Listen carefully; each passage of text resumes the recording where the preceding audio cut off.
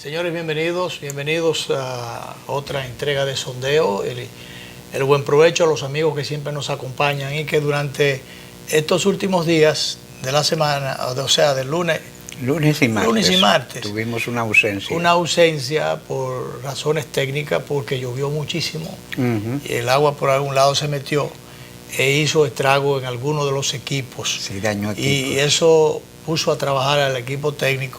Sí. Y bueno, y sacó de juego el canal prácticamente, porque aun cuando se mantenía con la programación de Telesur, pero los programas regulares de factura criolla, pues no pudieron salir al aire hasta el día de hoy, que se normalizaron las cosas, se hizo un esfuerzo extraordinario y ya el canal está en su normalidad prácticamente. Sí. Bueno, Luis, y va a continuar lloviendo, aunque en estos momentos... En algunos lugares ya han quitado la alerta que había. Pero hay una ola de calor terrible. Sí, pero bien, esa agua trae sus problemas en la ciudad, pero en el campo no, generalmente yo siempre mantengo que mejor, cae muy bien. Es provechosa. Y para las presas. Cae muy bien. Bueno, pues en estas ausencias ya teníamos incluso algunos amigos convocados. El caso de el magistrado Wilson Gómez, que es miembro del Tribunal Constitucional. Y miembro del Instituto Duartiano. Y miembro del Instituto Duartiano, pues a él lo teníamos de invitado para el lunes y después lo convocamos para ayer. Resulta que tuvimos que desconvocarlo 2 veces. Sí. Entonces no quise correr el riesgo de volverle a hacer la invitación. Sí. Hasta que no tuviera seguro realmente, que tuviéramos las garantías adecuadas de que íbamos a poder estar en el aire en el día de hoy. Pero mañana sí ya él va a estar. Dijo después, bueno, pues vamos a ver si vamos inicialmente a convocarnos para el jueves. Sí. Y así quedamos. De manera que nos perdimos de algunos invitados esta semana. Sí. Pero aquí estamos en el aire y lo que vamos ahora es a pasar revista a temas interesantes. Que hay muchos temas. Que hay muchos. Fíjate, yo he estado sosteniendo, y a veces hemos tocado el tema de la crisis de la familia. Una de las grandes crisis que tiene la sociedad dominicana es la crisis de la familia. Esta cuádruple matanza que ejecutó un tipo que planificó eso con mucha... Eso fue planificado. Porque él lo planificó muy bien. Lo que yo no entendí fue que vi una publicación que la mamá le decía a los niños, salgan, váyanse a jugar, y entonces cierran la puerta. O sea, yo no entiendo. No, él lo mandó él lo sacó. Yo creo que había sido la mamá. No, él lo sacó, él lo mandó a hacer un mandado, entonces él cerró la puerta con candado. Y ahí le entró... que las mató a tiro y las apuñaló también. O sea, porque él estaba decidido a que ninguna de esas 4 mujeres sobreviviese. Pero uno no entiende. En el caso de la vecina, ¿por qué fue que...? Parece que la vecina estaba ahí circunstancialmente. Sí, ella estaba ayudando a la señora a preparar su equipaje porque ella viajaba a Guadalupe. Viajaba y el hombre no quería quedarse solo. No. Además, parece que ella se había casado supuestamente por negocio allá. De esas situaciones que son muy características, malas, que están intoxicando a la familia dominicana, porque supuestamente para mejorar las condiciones de vida, las mujeres se van y por allá contraen otras relaciones, a veces vienen y dicen que no están casadas o no tienen pareja y la tienen. Y sobre todo que la distancia y el frío presionan mucho. Demasiado. La distancia es causa del olvido. Dice. Claro, y entonces es un frío que se mete y un hombre que aparece. Así es. Entonces eso es un problema. Pero ese señor debe ser objeto de un tratamiento especial en términos de condena, como lo debe ser la señora esta que dijo que le habían secuestrado la hija. Claro. En un centro comercial. Y que resultó que era una farsa, porque ella quería dinero, porque ella había mandado a darle una golpiza, ella dice que un susto, pero cuando se ofrecen a tigres 50,000 pesos, aquí hay tigres que por 50,000 pesos te hacen pedacitos. Entonces, caminando en el mirador antes de anoche me decía estamos hablando de esos temas, de delincuencia y demás, y dice, ¿sabes? Hay tipos que son tan especiales. Hoy un tipo un día en el mirador, me dice uno de los caminantes, no me da una tarjetita, diga, no, me tomo, yo te hago cualquier servicio de sicariato. O sea, no, ya estamos tan organizados. Estamos organizados que le estaba dando una tarjetita. Dice, no, mira, cualquier servicio que tú quieras, que yo te resuelvo. Yo resuelvo. Dice, pero esto está mal. Cualquier vecino que te esté molestando. Esta sociedad anda muy patas para arriba. Entonces nosotros tenemos que ponerle atención a eso. Y tú sabes que esos son los aprendizajes. Porque esta era una sociedad en su tiempo, muy sana, de gente sana, de gente servicial, sobre todo la gente que venía de provincia sin ninguna mala fe ni ninguna, con una actitud bondadosa y servicial.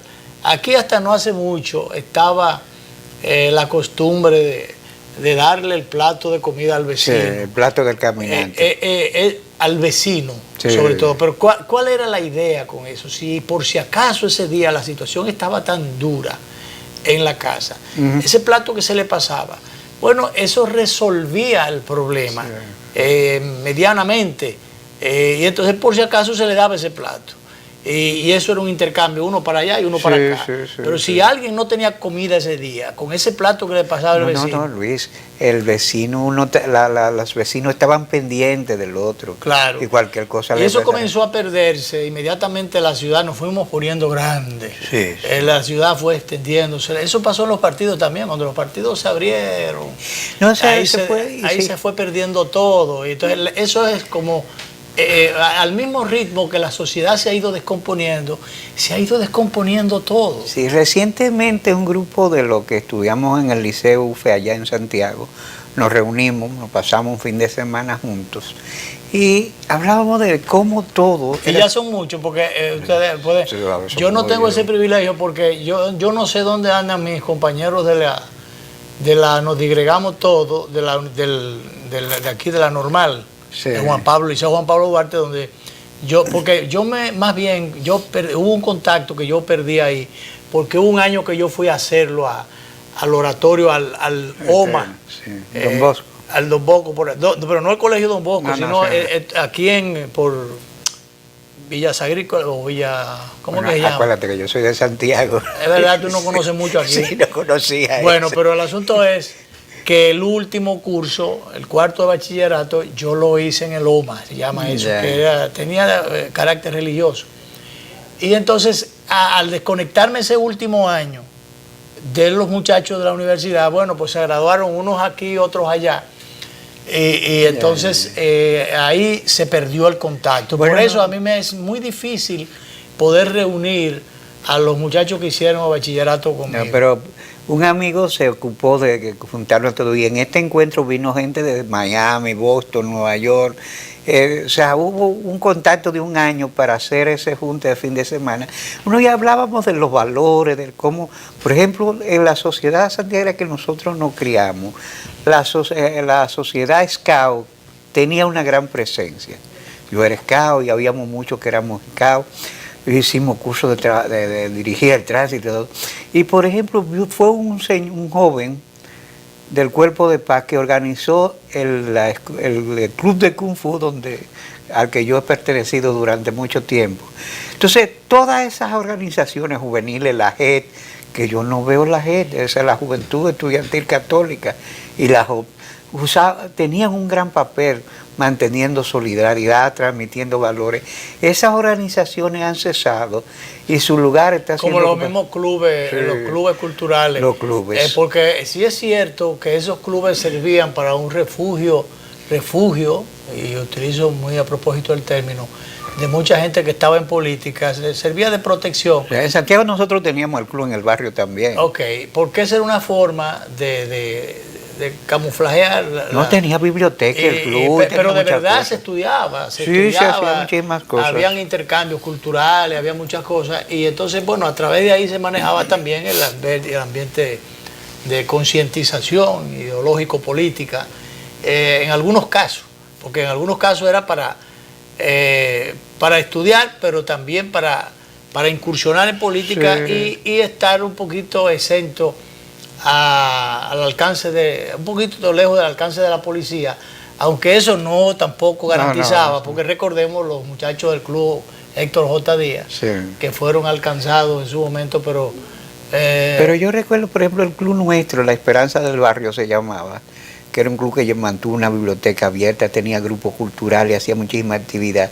Y atrajo tanto la atención de la gente, que en ese momento doña Emma, cuyo esposo vivía en Santiago, fue a visitarnos.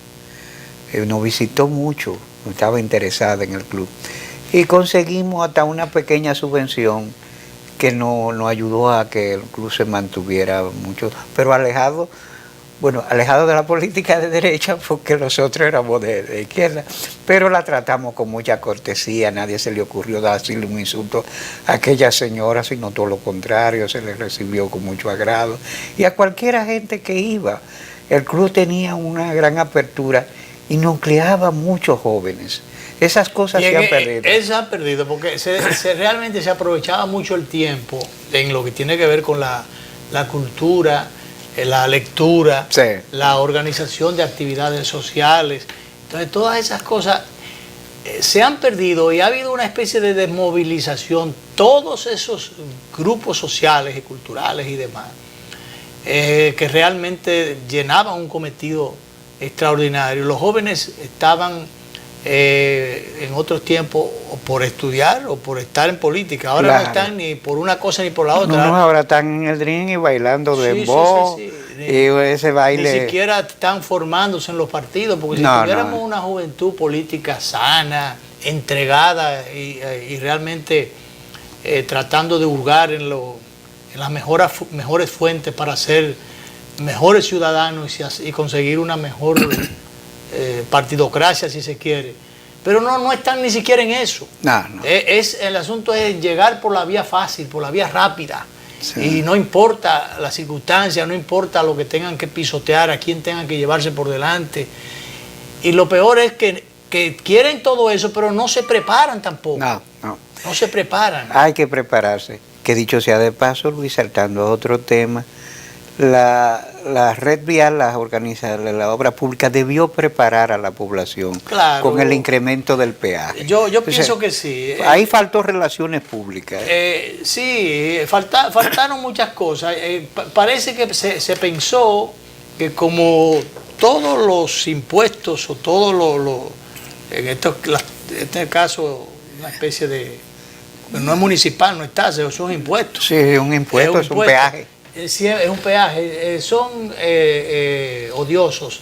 Entonces pensaron en hacerlo de ahora para ahorita, no dieron la información, no crearon las condiciones, y por eso alguna gente de la oposición lo ha calificado como un palo acechado. También los choferes. Yo creo que inclusive en algunos casos, porque es verdad que se perdió mucho tiempo en subirlo.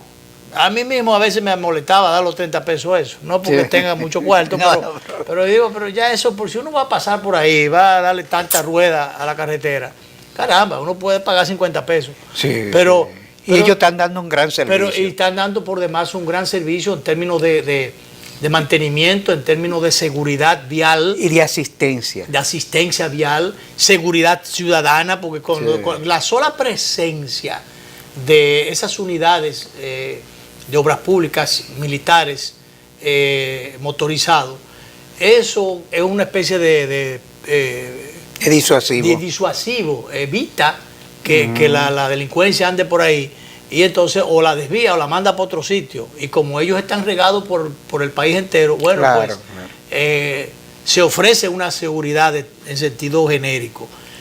Pero el problema está en el porcentaje.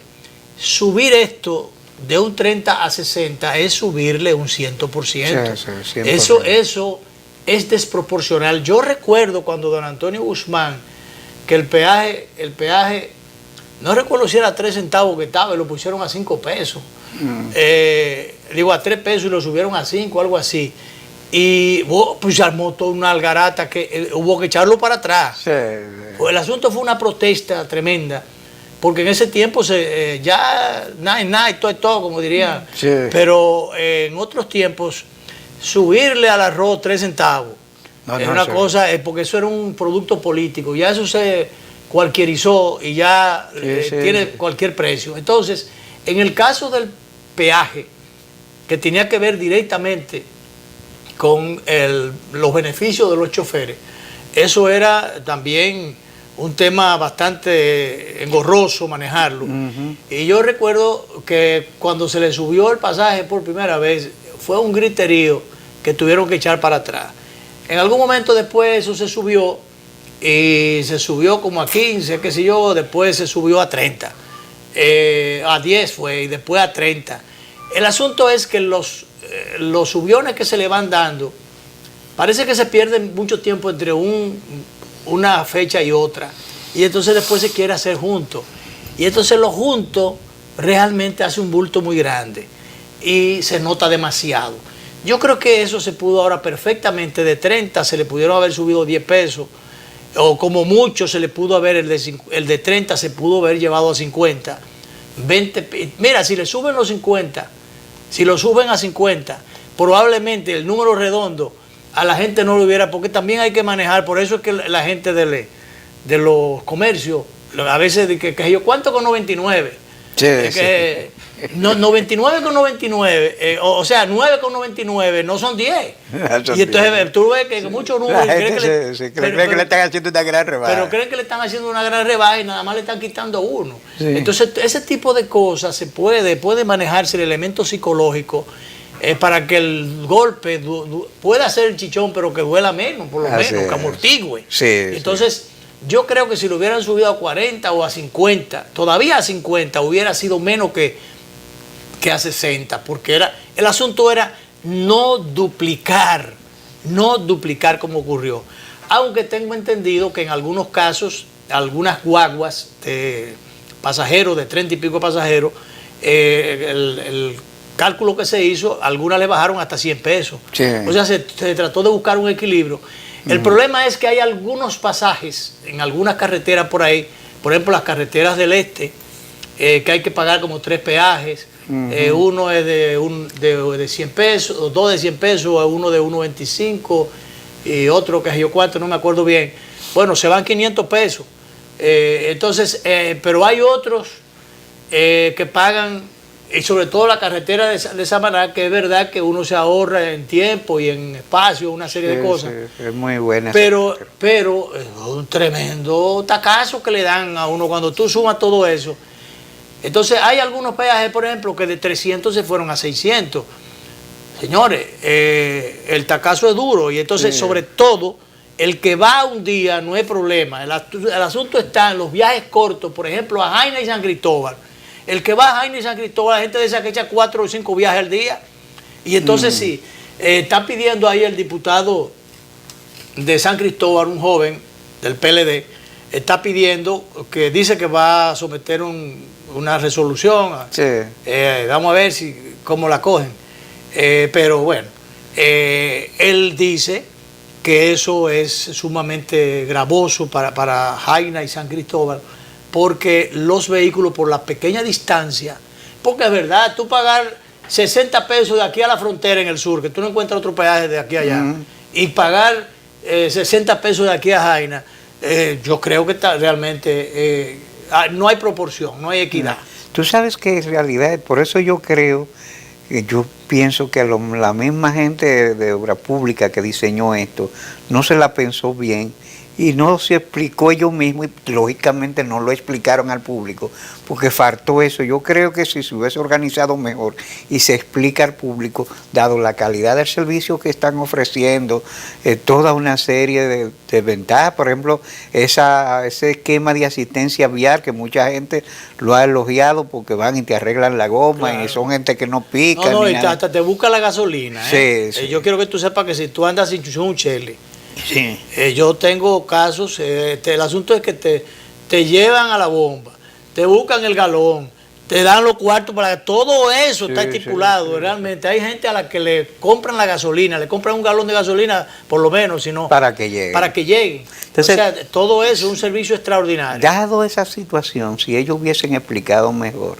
porque ahora lo que se ha creado es un lío. Por ejemplo, hoy sale la OTT diciendo que el aumento que ha dispuesto CONATRA no es válido y que no debe implementarse. Ya la gente de CONATRA respondió que ellos no tienen carro. Entonces, cuando un organismo pues entonces se pierde la autoridad. Se pierde la autoridad. Y sobre todo la fuerza moral que hay que tener para aplicar la autoridad. Así es. Es un problema. Y realmente lo que no se explica es la proporción, porque en última instancia, de aumentarle 5 pesos, es una desproporción. Ya los pesos ni los cheles casi se usan. Los cheles no se usan, los pesos están casi en desuso también. Entrando en desuso. Pero yo creo que si se le fuera a aumentar, en última instancia, CONATRA debió anunciar un aumento de 1 peso. Pero no de 5. Pero no de 5. ¿Por qué? Porque un autobús que, por ejemplo, ya es un negocio para ellos. De 30 pasajeros, si tú le sumas a 30 pasajeros, lo que te han subido es, al peaje te han subido 30 centavos.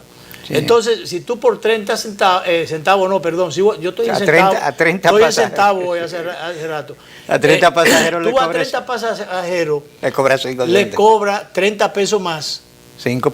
Perdón. 5 pesos. Es 30 pesos por el peaje. Sí. Y resulta que son 30 pasajeros. Sí. Y tú le cobras 5 pesos a cada uno. Son 150 pesos. Son 150 pesos, de manera que te están sobrando ya 120. 120. Entonces lo que hizo fue que el aumento te benefició a ti. Ajá. Pero perjudicó al usuario. Claro. Perjudicó al bolsillo del público en sentido general, que es a quien hay que proteger. Entonces, cada vez que hay una alza de la gasolina o del peaje, de lo que sea, de los servicios, entonces lo que hace es que, de los impuestos, si hay un aumento, entonces lo que hace es que se benefician las empresas, no se benefician los usuarios del servicio. Y me dirán, bueno, pero eso corre uno el riesgo de que haya menos pasajeros. Olvídate que el que tiene un trabajo y tiene que venir a trabajar, desplazarse a buscar su trabajo, así es, tiene que hacerlo. O el que tiene que ir al colegio, coger una guagua, un minibús de estos para ir a su trabajo o al destino obligado, pues lo va a seguir cogiendo. Lo único que le va a hacer más gravosa la situación económica. Entonces, en última instancia, insisto, debió haber sido 1 peso. Yo creo que sí. 1 peso, 30, sí. Porque 1 peso, 30 pesos que te le suben al peaje y tú le cobras 1 peso a cada pasajero, bueno, ahí tú recuperas. Ahí tiene. Eso es el que tenga 30, el que coja 30 pasajeros. Pero hay otros que cogen más. Sí. Hasta 45 pasajeros, 40, 45, qué sé yo. Entonces él te está sobrando dinero. Claro, no tiene por qué subirle 5 pesos. Así es. Porque es así, pero vamos a ver, vamos a una pausa. Y hemos comentado hoy de lo que nosotros no pensábamos que íbamos a comentar, sí. Pero así es. Vamos a la pausa y volvemos.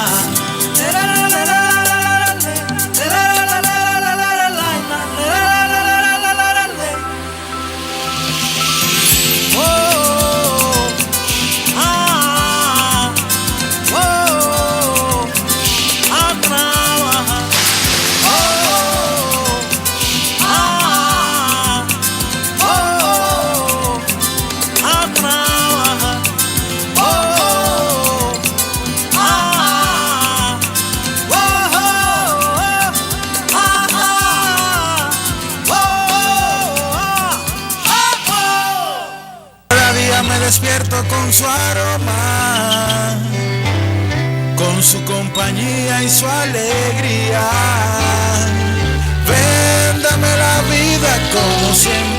siéntate aquí a ver el mar y que el aroma permanezca.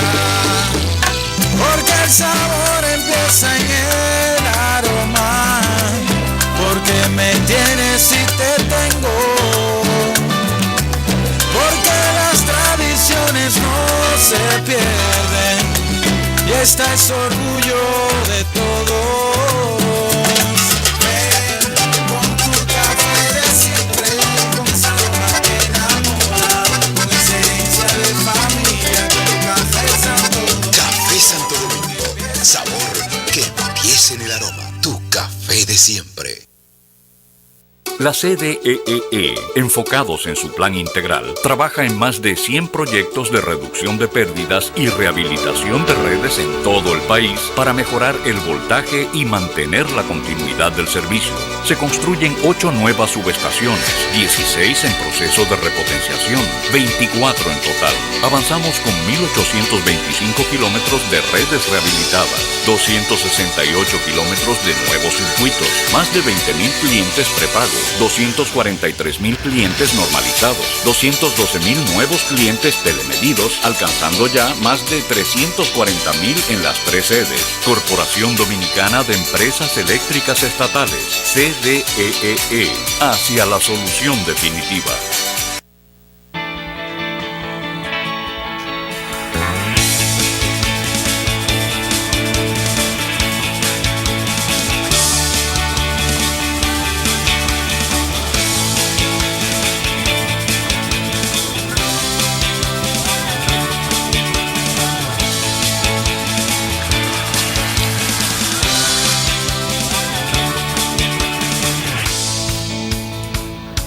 Dale millas a tu vida. Ahora también cambia tus millas para pagar tu tarjeta de crédito y los impuestos de boletos aéreos. Entra a popularenlinea.com y descubre todo lo que puedes hacer con ellas. Popular, a tu lado siempre.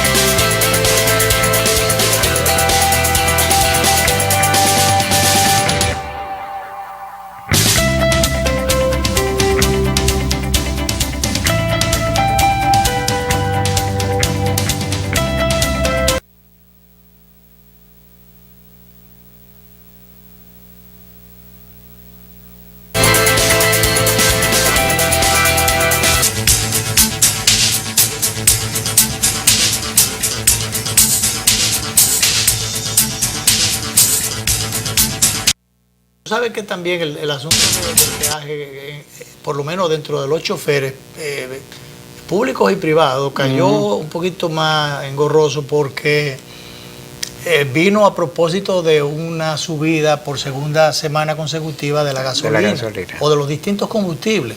Entonces, si tú ves esto, bueno, se subió esto y se subió lo otro, entonces yo supongo que ahí tendrá la oposición un buen argumento para decir que lo que se está buscando cuartos, buscando fondos, porque realmente hay un presupuesto que iba a decir publicitario, no hablemos de publicidad porque imagínate, eso está mal, deficitario, y entonces, bueno, hay que buscar la forma de completarlo por algún lado, porque hay compromisos ya contraídos, pero el asunto es que hay como un 42%, 40-42%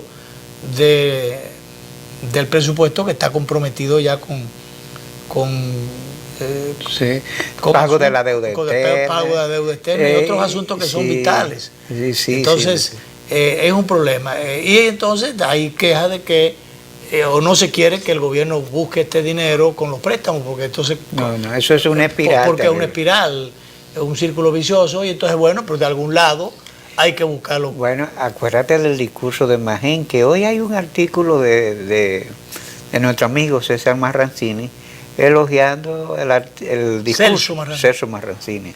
Dice, elogiando el discurso, sí, lógicamente. Pero está bien. Bueno, los empresarios lo elogiaron ahí, pero todo, aunque fue, yo supongo, con su truño por dentro, Pero, con condicionamientos. Pero estuvo muy bien dicho. Lo importante es que eso se aplique, lo que se dice allí, pero que sobre todo no se mire desde una sola óptica, de un solo lado, que se mire en torno a los que dejan de cobrar o los que dejan de pagar los impuestos y lo que el Estado deja de cobrar, sino que también se mire hacia aquellos sectores a los cuales se le está cargando mucho el dado y la carga es muy pesada. Sobre todo, Luis, que el anticipo se dijo que era provisional. Claro. Y ya eso tiene mucho y eso es sumamente gravoso. Esas cosas que se han proyectado, que eran como una especie de ensayo y que se prometió revisar en un tiempo y que se han dejado permanentes,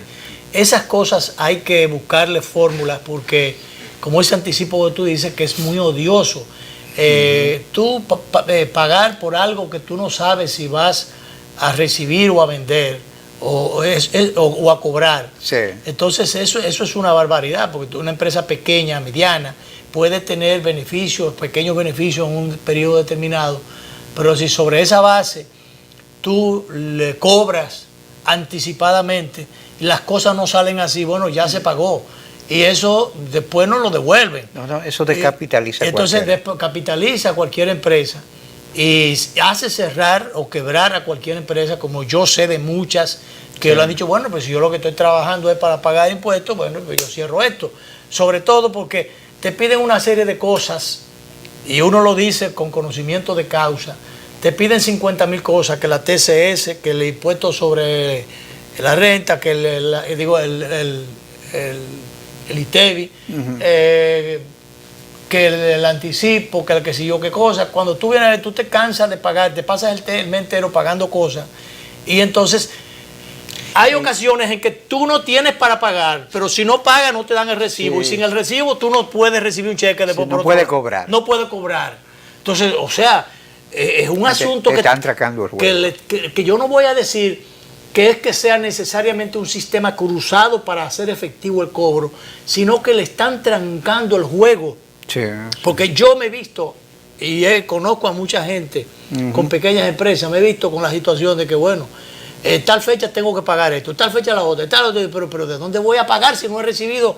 Y entonces para darte un chequecito por ahí, que te quitan por esto, te quitan por lo otro, te quitan por aquello, entonces tienes que llevar 500 papeles, una certificación. Todos los meses buscar la misma certificación. Y entonces tú llevas, como me pasó en semanas pasadas, con una de las empresas del Estado, o del propio Estado directamente, algo que todavía no porque no acaban de pagar, no forman. No. Entonces, pero mientras tanto, tú tienes que pagar para poder sacar esos papeles. Sí, tienes que pagar el anticipo. Y entonces tú llevas la copia.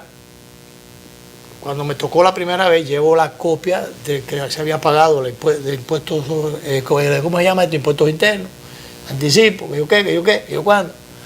La TCS. Cuando, no es el recibo, es una certificación. Entonces, pero tú sabes para qué la certificación, porque la certificación hay que pagar 300 Hay que pesos. pagar la certificación. Entonces así no se puede, porque tú estás sencillamente, eso es una doble tributación. Sí. Por Dios, porque tú estás pagando un impuesto sobre, ¿cómo se llama esto? El ITEVI. Sí. Tú estás pagando el ITEVI entonces, y la TCS. Entonces, si ya está el recibo de tu último pago, ¿por qué tú tienes que buscar una certificación de eso mismo? Eso es contraproducente porque ese recibo está emitido por una entidad pública y competente que se supone que tiene fuerza de ley. Que tiene fuerza de ley. Entonces, si es la institución competente que tiene fuerza de ley y está diciendo que lo que tú pagaste es eso, y tú eres tú, y la institución es la institución, y hay ¿cuál es el problema? No, que se emita una certificación. Pero la certificación te cobran 300 pesos. Entonces, es una cultura impositiva. Que así como antes había una cultura de no pago o de evasión fiscal, entonces ahora es al revés. Una cultura de cobrar de más. Así es. O hasta donde no se puede, o hasta donde el otro no puede. Y así no puede ser, porque realmente, ¿cuántas empresitas no se ven con el agua al cuello El agua, a veces el agua es más salvable, a veces no es el agua, es la soga. Sí, la soga, ya es asfixiando. Casi. Sí, porque el agua a veces tú levantas la cabeza, Sí. pero la soga te aprieta. Así es. Vamos a hacer la última pausa y volvemos.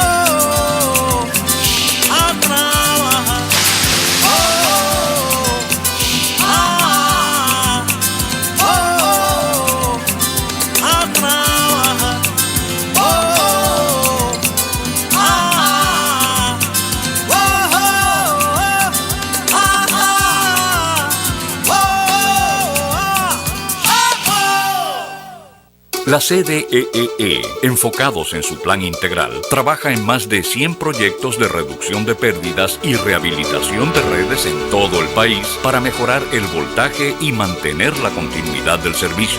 Se construyen 8 nuevas subestaciones, 16 en proceso de repotenciación, 24 en total.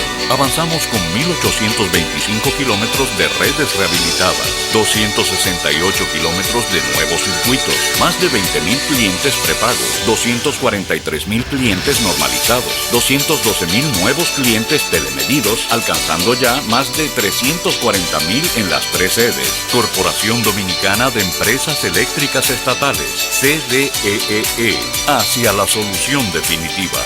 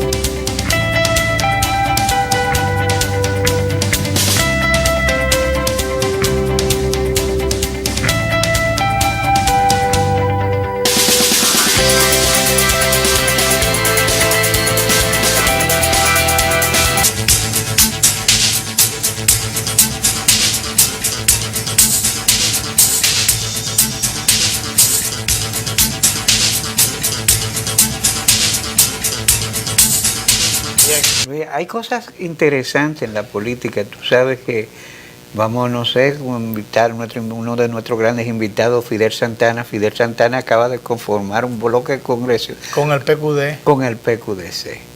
Tú sabes que allá los... Ahí el que se quedó fuera fue Fidelio. Fidelio, que no sé por qué. Porque debió incluso entrar en esa trilogía. Sí.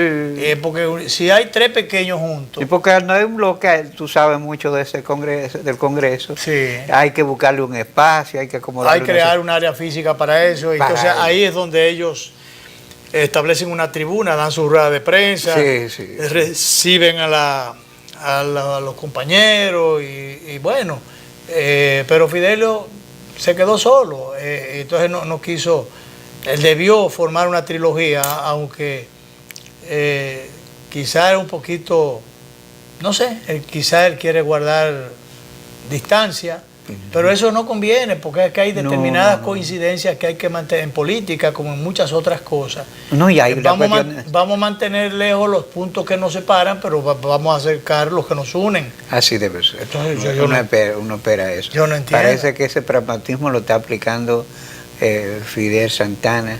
Sí, la izquierda junta con la derecha. Sí, además. Ya Peña Gómez enseñó eso en su momento, juntó el acuerdo, primero el acuerdo de Santiago y después el acuerdo de Santo Domingo. Ahí había gente, estaba el MPD, estaba el PQD, o sea, todos los extremos en política, porque había un objetivo.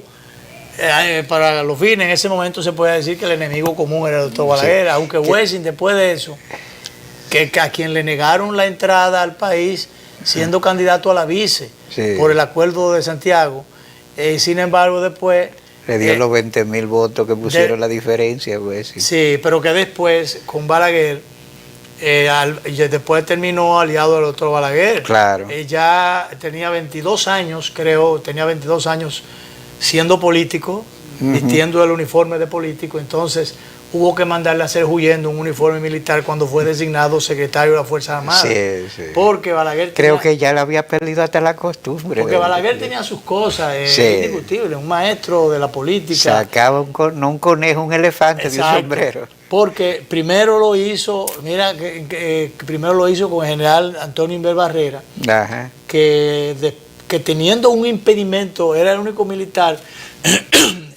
general de por vida, histórico, vitalicio, se le dio esa condición. ¿Fue el Consejo de Estado? Pero fue después, por supuesto, de la muerte de Trujillo, o por su participación en el ajusticiamiento, tanto a él como a Luis Amiamatío. Que nunca usó el general. No lo aceptó, nunca usó el uniforme. No lo aceptó, lo descartó. Inver se tiró un uniforme y nunca se lo quitó. Pero Inver se tiró su uniforme y nunca se lo quitó. Pero Inver, por no sé si un olfato político adicional que tenía el doctor Balaguer o sospechas de tipo político que tuviera con respecto a Inver, pues Balaguer le tenía un impedimento a Inver Barrera de entrar a los cuarteles. Era el único general de brigada que se ponía la ropa, andaba bien armado, pero no podía entrar a los cuarteles. Él fue víctima de un atentado que le dejó marcas en su cuerpo. Y bueno, por eso se justificaba el que anduviera sumamente armado, o muy bien armado, bien protegido. Pero a pesar de ese impedimento que él le tenía a Balaguer en un principio de entrada a los cuarteles, sin embargo, cada vez que había una juramentación de instalación de un nuevo periodo, pues Inver Barrera estaba detrás de él. En los discursos de toma de posesión, detrás estaba Inver Barrera. El general Inver Barrera hizo de eso inclusive una práctica, una cultura ya, una costumbre, porque cada vez que venía un presidente, entonces él estaba, recuerdo como ahora, en la transición, con don Antonio Guzmán, estaba yo, don Antonio tenía una oficina provisional de un familiar en Los Prados. Y entonces, bueno, recuerdo haber llegado ahí a algunos empresarios, José Manuel Bonetti, ¿cómo es? Manuel Bonetti. José Manuel Bonetti, otros empresarios llegaron. José Miguel Bonetti, otros empresarios, y bueno, ya el general Barrera estaba ahí.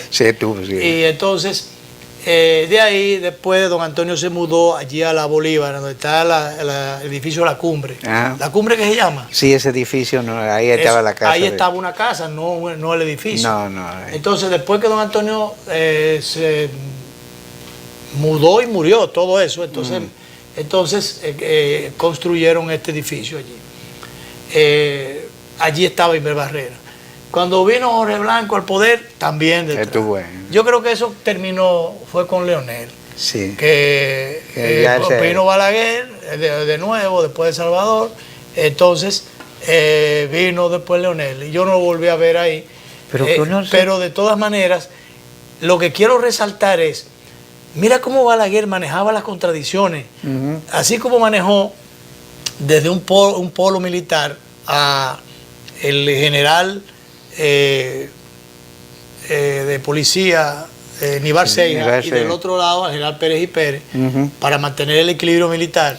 Y hasta se dice que hasta lo ponía él mismo a pelear a veces. Entonces, después, a Inver Barrera, que le tiene impedimento de entrar a los cuarteles, un día cualquiera, recuerdo que él mandó a una serie de disposiciones o instrucciones que le dio al secretario de las Fuerzas Armadas cuando vino en su gobierno. Eso fue en el inicio, en el 86, en el primer periodo de sus 10 años.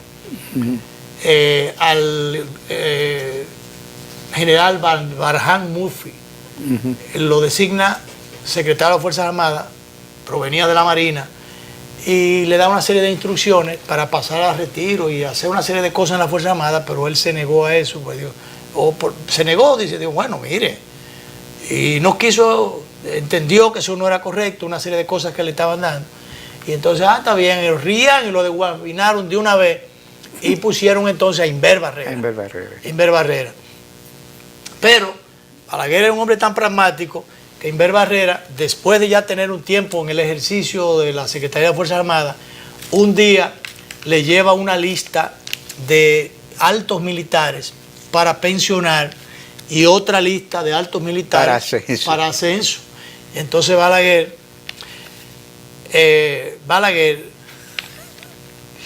coge las dos listas y le hace el cambio.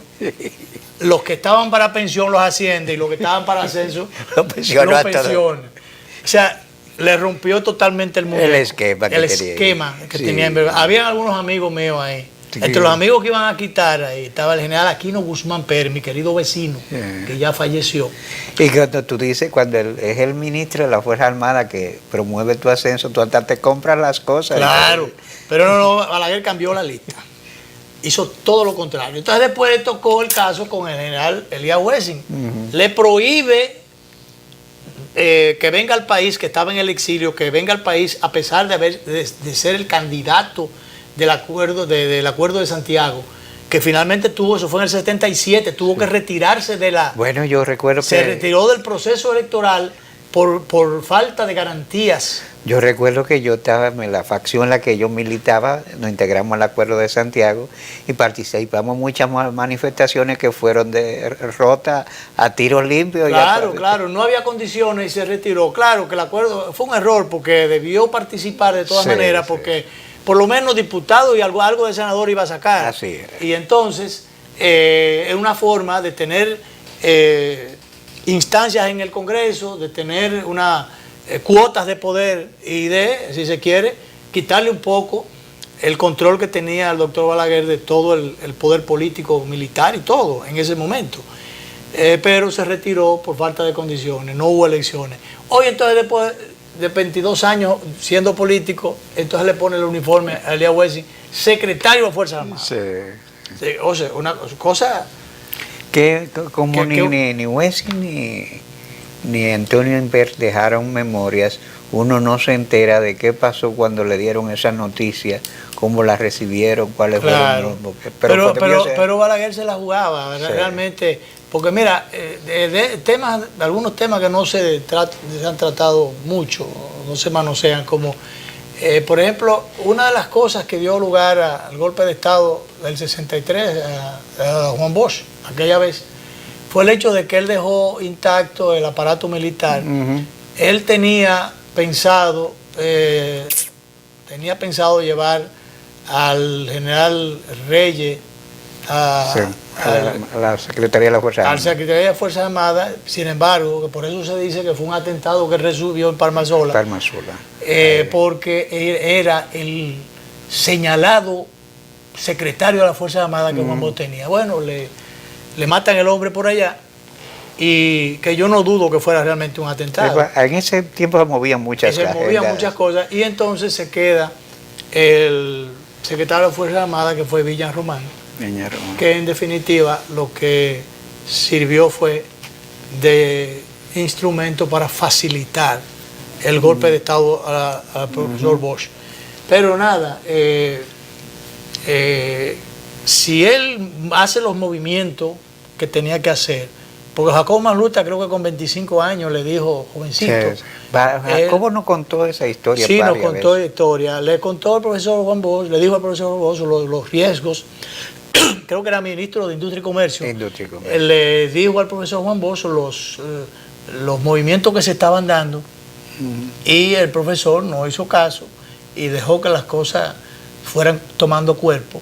Y eran unos tiempos muy difíciles. Aquello, y yo creo que el profesor Juan Bosch se adelantó a los tiempos porque quiso realmente un gobierno totalmente democrático y una serie de cosas que él quiso manejar que estaban muy adelantados a los tiempos, porque eran unos tiempos todavía muy oscuros. El país estaba muy inestable. Muy inestable, ¿no? Pero recién salido de esa dictadura, y donde aquí no había todavía las estructuras trujillistas estaban prácticamente intactas y la cultura de los golpes de Estado todavía.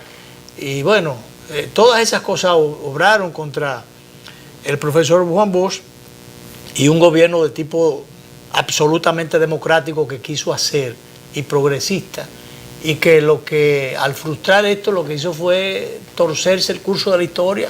Así es. Porque este fuera otro país y si realmente esa política que tenía el profesor Juan Bosch se hubiera aplicado. Y nos evitado muchísimas cosas. Por ejemplo, el conflicto de abril no lo hubiésemos evitado. Pero claro, porque en definitiva el doctor Balaguer heredó. Pues fíjate que quien proclama lo de el borrón y cuenta nueva es el profesor Juan Bosch, que gana con una parte del sector trujillista, porque él entendió que él solo no podía ganar, entonces conquista, crea confianza en sectores trujillistas de más moderados, y eso le contribuye a dar el triunfo.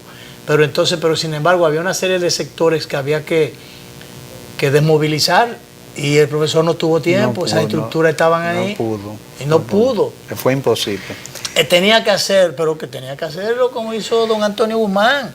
Sí. Porque don Antonio... Pero acuérdate que todo el conflicto empieza cuando él intenta trasladar a Wessing, que era un coronel. Y era un coronel y lo intenta trasladar porque Wessing sabía en el CEFA era jefe.